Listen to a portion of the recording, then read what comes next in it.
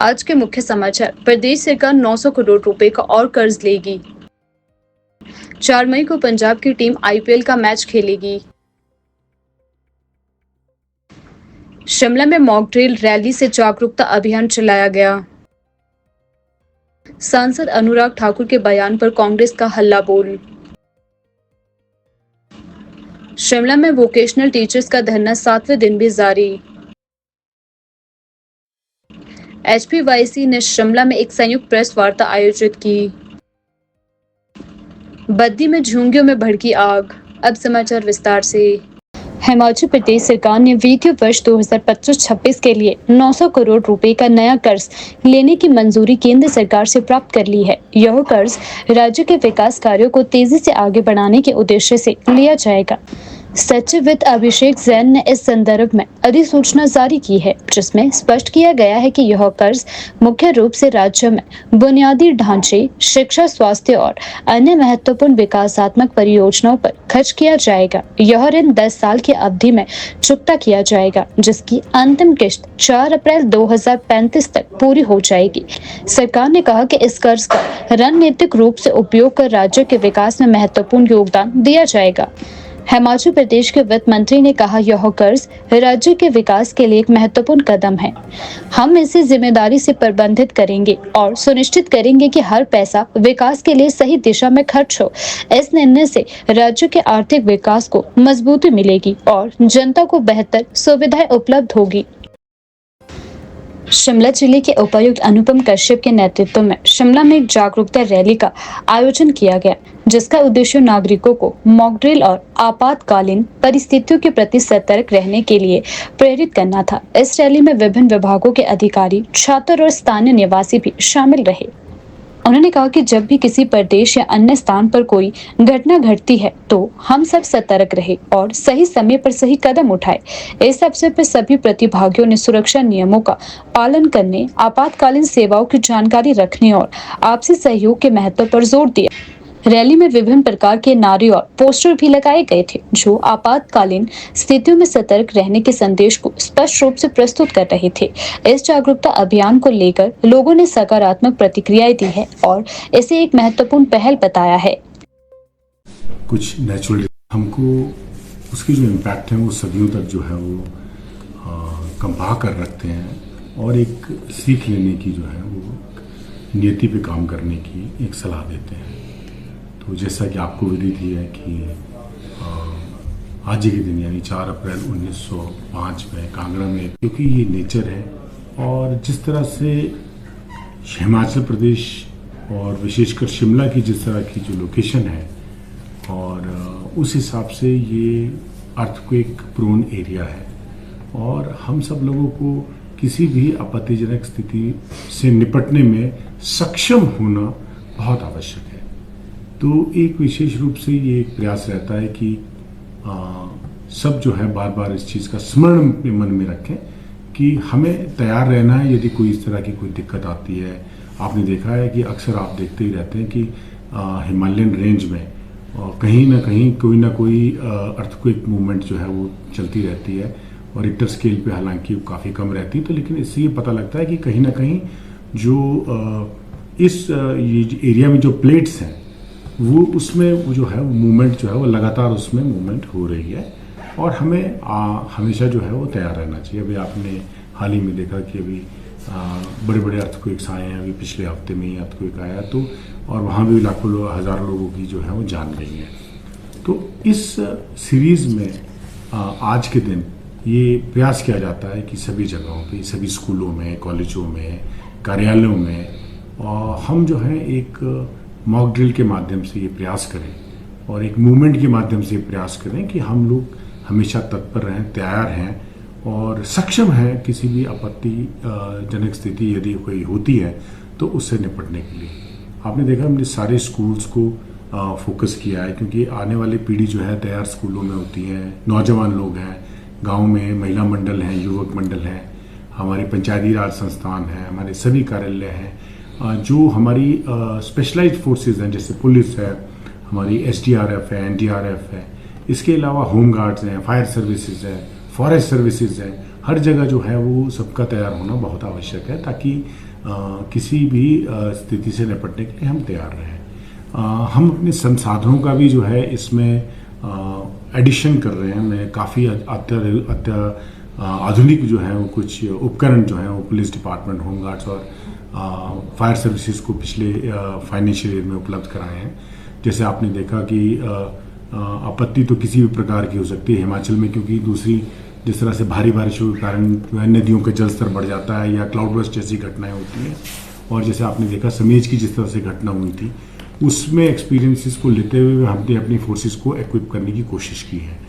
तो बाकी मेरा आपके माध्यम से भी, क्योंकि मैं समझता हूँ कि आपके माध्यम से ये आवाज़ जो है वो, ये संदेश और ये एक निवेदन जो है वो पब्लिक तक पहुँचना बहुत ज़रूरी है कि हम इन चीज़ों को कभी भी हल्के में ना लें। क्यों हम ये कई बार ये देखते हैं कि कोई रैली है, मॉक ड्रिल है, या उसको हमने देखा है कई बार जो है कुछ लोग जो है सीरियसली नहीं लेते हैं। लेकिन यदि वो जो चीज़ उसमें बताई जाती है कि किस प्रकार से आपने अपनी सुरक्षा करनी है, जब अर्थक्वेक में जब कोई मूवमेंट होती है तो आपको सबसे पहले कैसे रेस्क्यू करना है, अपने आप को तैयार कैसे करना है, सेफ जगह में कैसे जाना है, और फिर बाकियों की जान कैसे बचानी है, ये सब चीज़ें। बिकॉज हर जगह तो आपने देखा कि इसलिए तो कम्युनिटी की मूवमेंट की हम बात करते हैं। इसके लिए एक मूवमेंट जो है वो सबको मिलजुल करके चलानी पड़ेगी, ताकि क्योंकि कहीं घटना तो कहीं भी घट सकती है, तो इस तरह का अर्थक्वेक का मूवमेंट कहीं भी आ सकता है। लेकिन हर जगह हमें एक सीक्वेंस सीरीज में तैयार होना पड़ेगा, ताकि हम अपनी और सबकी जान को सुरक्षा में रखें और किसी भी विपत्ति से निपटने के लिए हमेशा जो है वो तैयार रहें। इंडियन प्रीमियर लीग आईपीएल 2025 के लिए मैचों के लिए धर्मशाला का अंतर्राष्ट्रीय क्रिकेट स्टेडियम तैयार है। पंजाब किंग्स अपनी टीम के साथ सबसे पहले धर्मशाला पहुंचेगी, जहां वह 11 दिन तक ठहरेगी। इस दौरान टीम 3 मैच खेलेगी और रात दिन अभ्यास में बिताएगी। इस दौरान टीम 3 मैच खेलेगी और 7 दिन अभ्यास में बिताएगी, ताकि मैदान और पिच के मिजाज को बेहतर ढंग से समझा जा सके। पंजाब किंग्स 1 मई को धर्मशाला पहुंचेगी और 2 दिन अभ्यास के बाद 4 मई को लखनऊ सुपर जॉयंट्स के खिलाफ मुकाबला खेलेगी। लखनऊ सुपर जॉयंट्स 4 मई के मैच से 2 दिन पहले धर्मशाला पहुंचेगी। उससे पहले 27 अप्रैल को मुंबई में मुंबई इंडियंस के साथ खेलकर टीम कुछ दिन आराम करेगी और फिर 2 मई को धर्मशाला पहुंचेगी।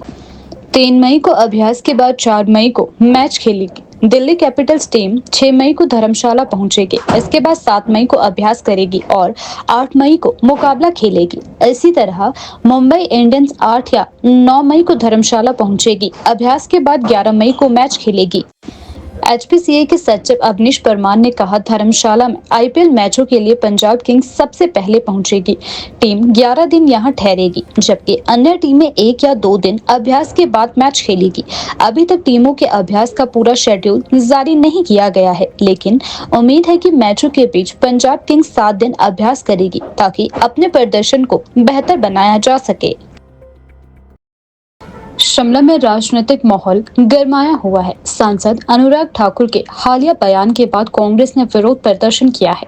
प्रतिभा सिंह और मुकेश अग्निहोत्री के नेतृत्व में कांग्रेस कार्यकर्ता सड़कों पर उतरे और केंद्र सरकार के खिलाफ अपनी नाराजगी जाहिर की। कांग्रेस नेताओं ने कहा कि सांसद अनुराग ठाकुर के बयान से जनता में असंतोष फैल रहा है।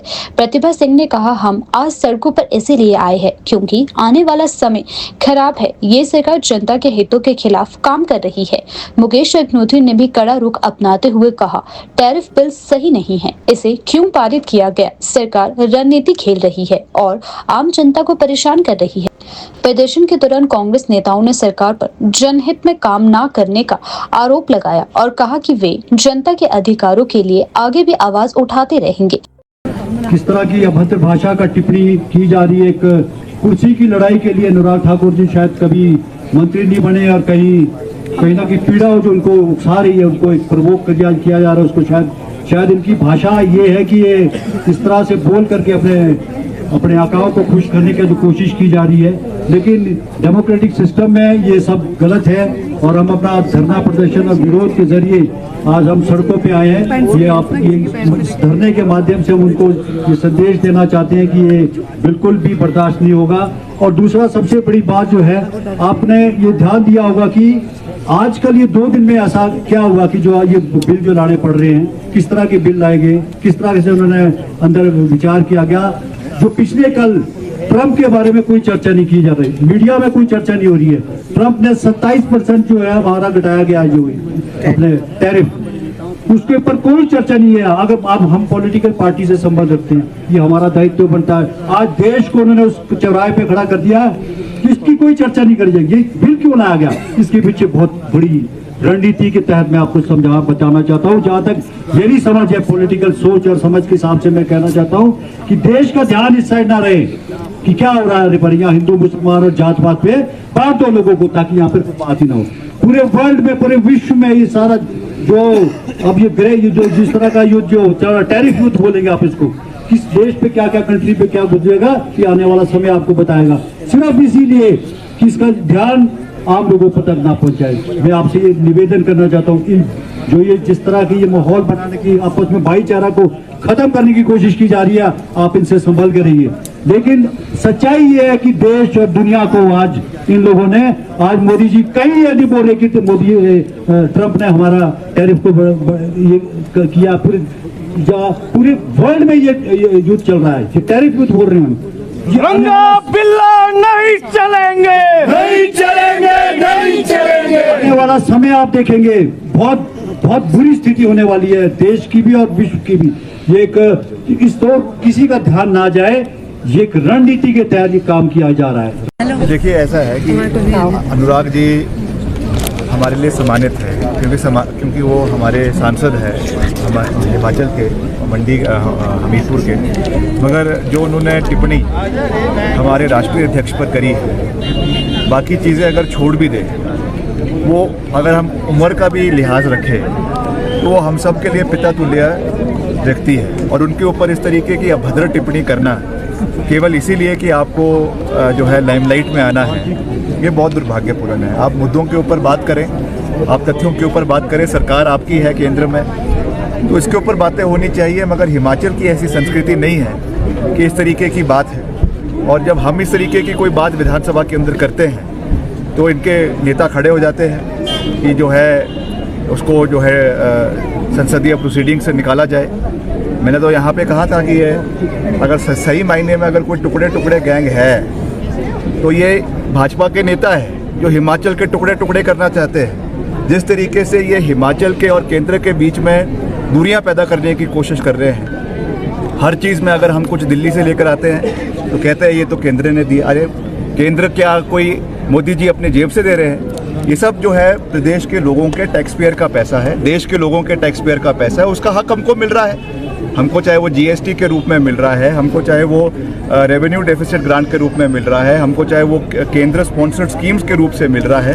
तो ये प्रावधान तो जब से देश बना है तब से ये चीज़ें रही है। इसको ऐसा गिनवाना कि ये कोई सौगात हिमाचल को मिल रही है, ये बहुत दुर्भाग्यपूर्ण है। अनुराग ठाकुर जी ने जिस ढंग से कल पार्लियामेंट के अंदर उन पे हमला करने की कोशिश की और जमीन सौदे में उनको नामजद करने का प्रयास किया, ये बड़ा दुर्भाग्यपूर्ण बात है। खड़गे साहब के जीवन में आज दिन तक कोई दाग नहीं है, एक साफ सुथरी छवि के वो नेता हैं। इसीलिए वो कांग्रेस पार्टी के अध्यक्ष हैं। लेकिन जैसा कि यहाँ पे बताया गया कि अनुराग ठाकुर जी ने, जो कि इस दफा मंत्री नहीं बने हैं, और शायद उनको लगता होगा कि कांग्रेस पार्टी के टॉप लीडर्स पे हमला करके शायद वो कुछ आकर्षण अपने लिए बटोर सके, कुछ सुर्खियां अपने लिए बटोर सके। तो वो खड़गे जी के ऊपर हमला करते हैं, राहुल गांधी जी पे हमला करते हैं, प्रियंका जी पे हमला करते हैं। और अगर ऐसी इस तरीके से हमला किया जाएगा खड़गे साहब के ऊपर विशेष तौर पे, जैसे पार्लियामेंट में हुआ है, तो कांग्रेस पार्टी इसको बर्दाश्त नहीं करेगी। पूरे देश में कांग्रेस का काडर है, राजनीतिक हालात बदलते रहते हैं। आज वो सत्ता में है तो इसका मतलब ये नहीं है कि वो दूसरी पार्टी के नेताओं को जो है कुछ भी बोल सकेंगे,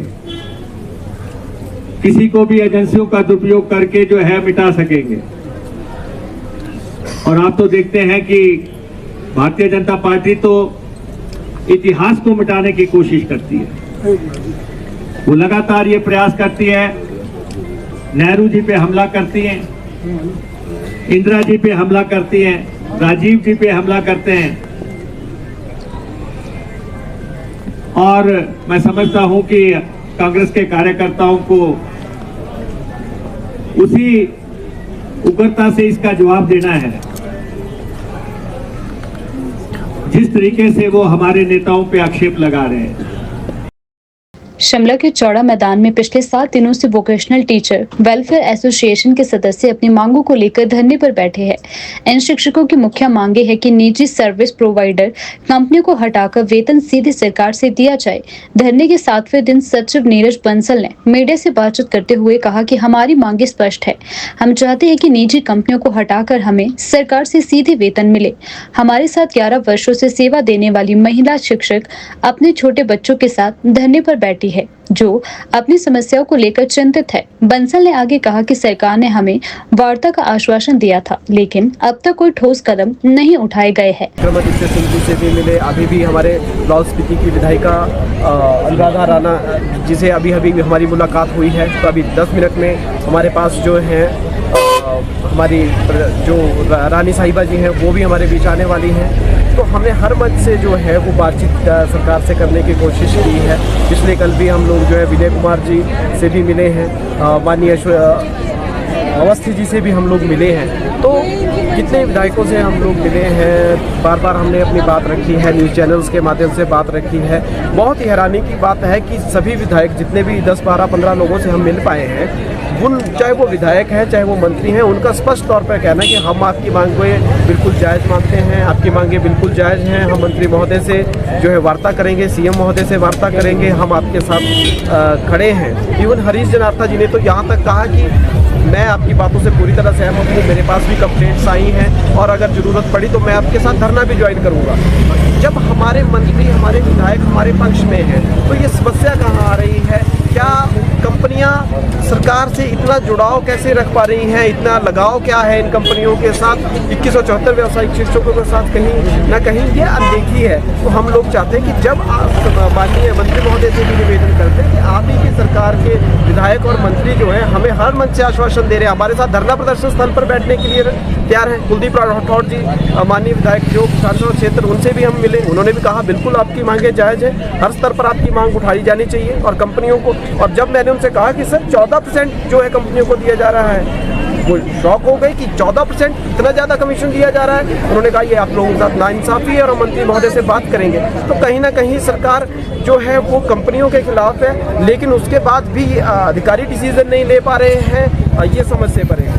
अभी हमारे बीच में जो है हरियाणा व्यावसायिक शिक्षक संघ से भी उनका प्रतिनिधिमंडल हमारे बीच में पहुंचा था।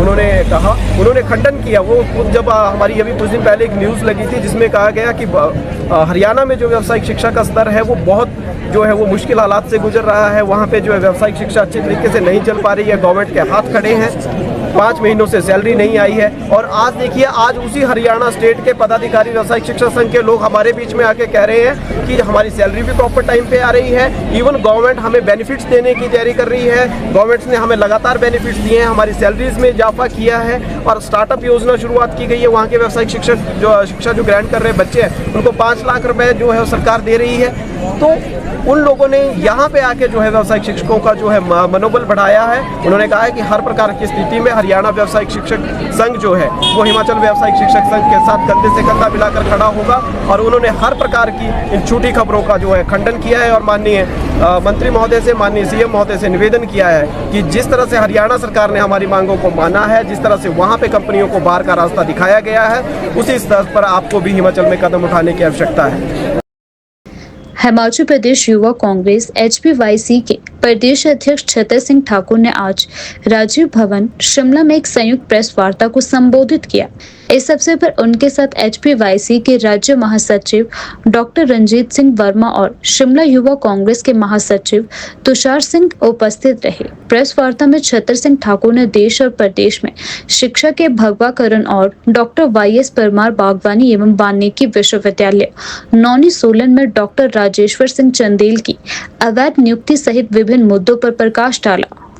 क्योंकि पिछले कई जमाने से काफी लंबे अरसे से आप देख रहे हैं कि प्रदेश में हो चाहे केंद्र में हो, भाजपा सरकार अपनी अनियमितताएं कर रही है। जिस तरह से आपने देखा कि पहले भी इन्होंने UGC के नॉर्म में संशोधन किया, जिसके कारण जो काबिल व्यक्ति नहीं है उन लोगों को संवैधानिक पदों पर बिठाया जाता है। इसी विषय को लेकर मैं डायरेक्टली आज जो मुद्दा है वो आपने पिछले कुछ दिन पहले भी देखा होगा, जो पालमपुर के जो कुलपति की जो वहाँ के वाइस चांसलर थे उनकी नियुक्तियों को जो है हाई कोर्ट ने रद्द कर दिया गया था। इसका रद्द करने का कारण ये था कि जो वाइस चांसलर की जब अपॉइंटमेंट होती है तो उसमें एक पैनल बैठता है, तो पैनल में जो है जो आपके DG ICAR बैठते हैं और भी जो पैनल के वो बैठते हैं, तो लोग नहीं थे। उन्होंने सिर्फ चुनिंदा लोगों को लेकर जो है वाइस चांसलर की नियुक्ति की थी, जिसको उच्च न्यायालय ने माननीय जो तत्काल जो अभी वाइस चांसलर है, पूर्व में वो संगठन के एक बार नहीं 2 बारी प्रदेश अध्यक्ष रहे हैं और उन्होंने अपने लोगों को फायदा देने के लिए जो उनके उस समय के उनको डायरेक्टर जो है हॉर्टिकल्चर में रखा गया है, जिसके लिए जो सेक्रेटरी हॉर्टिकल्चर जिन्होंने निर्देश दिए थे कि इनको इस डेपुटेशन को रद्द किया जाए, तो वहां के जो वाइस चांसलर है उन्होंने उसको भी नहीं। इतना ही कभी भी किसी भी चीज को जब कोटेशन की जाती है, किसी भी चीज के टेंडर किए जाते हैं तो मिनिमम 2 या 3 कोटेशन आनी जरूरी होती है, तभी टेंडर लगता है। लेकिन अपने लोगों को जो टेंडर देने के लिए जो ये प्रक्रिया थी, सिर्फ सिंगल आपकी जो कोटेशन आई थी उनको दिया गया, जो आज भी उस टेंडर का जो है ऑडिट पे ऑब्जेक्शन लगा हुआ है, अपने लोगों को फायदा पहुंचाया जा रहा है। इसके अलावा जो सबसे बड़ी बात है कि जो व्यक्ति जिस तर्ज पे पालमपुर में वाइस चांसलर की जो नियुक्ति है वो हाई कोर्ट ने रद्द की गई है, उसी पैरामीटर पे है वहां पे जो है नियुक्ति की गई है वाइस चांसलर की नॉन यूनिवर्सिटी में। तो अगर पालमपुर में रद्द की गई है, हम चाहते हैं सरकार से भी और महामहिम राज्यपाल जी से, जिनका हमेशा एक सॉफ्ट कॉर्नर संघ विचारधारा के लिए, संघ विचारधारा के जो प्रतिनिधि है, क्योंकि वहां के जो वाइस चांसलर वो फॉर्मर प्रेसिडेंट भी रहे हैं, 2 बार प्रेसिडेंट रहे हैं और पिछले कल भी वहां पे एक हमारे छात्र साथी पे लगभग 40 लोगों ने हॉस्टल में जाकर उसके ऊपर हमला किया, मार पिटाई की। अभी तक उसका भी कोई फैसला नहीं आया गया। पर प्रदेश में जो है ना रिसर्च की बात हो रही है, ना आपके गुणवत्ता की बात की जा रही है। जब पूर्व में हॉर्टिकल्चर मिनिस्टर मैडम स्टोक्स होती थे या उस टाइप की जो गुणवत्ता थी वो आगे इस तरह से आनी चाहिए थी, लेकिन जहाँ पे अयोग्य व्यक्ति को वहां पे बिठाया गया है। तो हम चाहते हैं कि आने वाले समय में जो प्रदेश सरकार से भी मांग करते हैं कि इसकी एक न्यायिक जांच की जाए। हिमाचल प्रदेश के सोलन जिले के बद्दी में बालद खड्ड पुल के साथ वर्मा कॉलोनी में प्रवासी कामगारों की झुंगियों में आज दोपहर 4 बजे आग लग गई। इस हादसे में 2 दर्जन झुंगियां जलकर राख हो चुकी है। आग लगने के कारणों का अभी फिलहाल पता नहीं चल पाया है, लेकिन आग की वजह से आसमान में काले धुएं का गुबार उठ गया, जो दूर से भी दिखाई दे रहा था। सूचना मिलते ही दमकल विभाग की टीम मौके पर पहुंची और आग बुझाने का कार्य शुरू कर दिया गया। हवा के तेज झोंकों के कारण आग तेजी से फैली, जिससे आसपास के क्षेत्रों को भी खतरा बढ़ गया। बताया जा रहा है कि झुंगिया जिस क्षेत्र में लगी थी वह खट से पार हरियाणा के क्षेत्र में आता है। दमकल टीम ने समय पर आग पर काबू पा लिया, लेकिन नुकसान की पूरी जांच की जा रही है। स्थानीय प्रशासन ने नुकसान के आकलन के लिए टीमों को भेजा है और प्रभावित परिवारों को राहत प्रदान करने की प्रक्रिया भी शुरू कर दी है।